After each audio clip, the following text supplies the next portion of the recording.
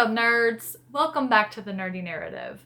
My name is Leslie Smith, and today on the channel I'm going to be talking about Into the Black Nowhere by Meg Gardiner. Into the Black Nowhere is a thriller that was inspired by real-life serial killer Ted Bundy. FBI profiler Caitlin Hendricks, who we first met in the first book in this series called Unsub. Caitlin is back, and this time she's facing off against a very charming, merciless serial killer. Every book in the Unsub series is based off of a real-life serial killer, so if that's something that might disappoint you, skip the series. Meg Gardiner doesn't just write a copycat serial killer story. There are a lot of things that are unique to the serial killer that makes his appearance here. Enough of all that. Let me tell you a little bit more of what Into the Black Nowhere is about. In southern Texas, on Saturday nights, women start disappearing. One disappears from a movie theater.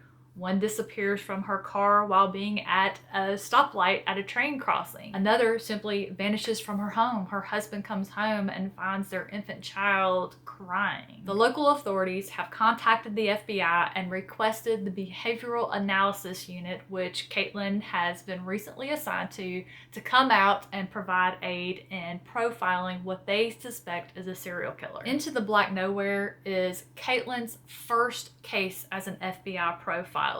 So we get to see how she learns to fulfill her new role, how she approaches it, and what she does is she is trying to get into the mind of this killer. She knows that he's confident, he's meticulous, he's somehow able to charm these women into going with him, which is just baffling because the news is everywhere about all of these abductions. So she's trying to figure out what is it he's doing that makes these women feel comfortable enough to trust him, where he's able to subdue them, control them, take them. Caitlin is able to build a profile which leads them to this one suspect in particular. The only problem is this is an upstanding model citizen that has been known and trusted in his community for quite some time, and no one is really willing to believe that he fits the profile of the serial killer. A lot of readers were disappointed because they felt like they knew what some of the plot points were going to be because it was based off of Ted Bundy,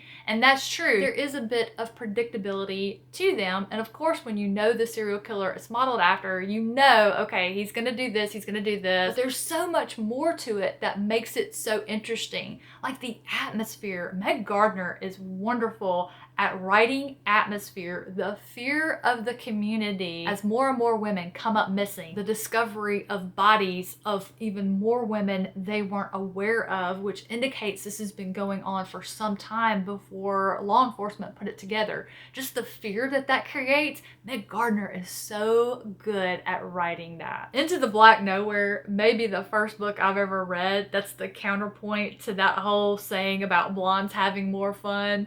No blonde, bottle or otherwise, was safe from this killer, which is another thing that I really enjoyed about this book. We find out about midway through the identity of the serial killer. So it's balanced between finding out who it is, investigating, and the hunt to try and apprehend this person. And one other talent that Meg Gardiner has besides writing atmosphere, she has the knack for finding the one character in each of her books that I've read so far. It's like she knows this is going to be the character that future reader Leslie is going to love the most, and I'm going to kill them in the most gruesome way possible. It's the second time in a row that she's done this to me, and maybe it's because I don't like the main character, Caitlin Hendricks. I do not like her at all. I like to read about her, but because I don't like her, that probably makes her the best main character for this story going up against these serial killers, because I'm not emotionally invested. I literally do not care what happens to her. She gets shot, all right, cool. She gets stabbed, all right, cool. Arrow to the knee. I mean, you get where I'm going with it, right? Another little small thing that always makes me smile when reading Meg Gardiner books, and I say books because I've read 2, plural. I'm working on the 3rd one right now. I've already started the 3rd book in this series, which that's going to be an interesting review. That should be coming up in a few weeks. She always finds a way to slide in an NBA reference. Caitlin Hendricks is a fan of the Golden State Warriors, so there'll be a mention of maybe her being in her Golden State Warrior pajamas or using a familiar arena as a geological point of reference.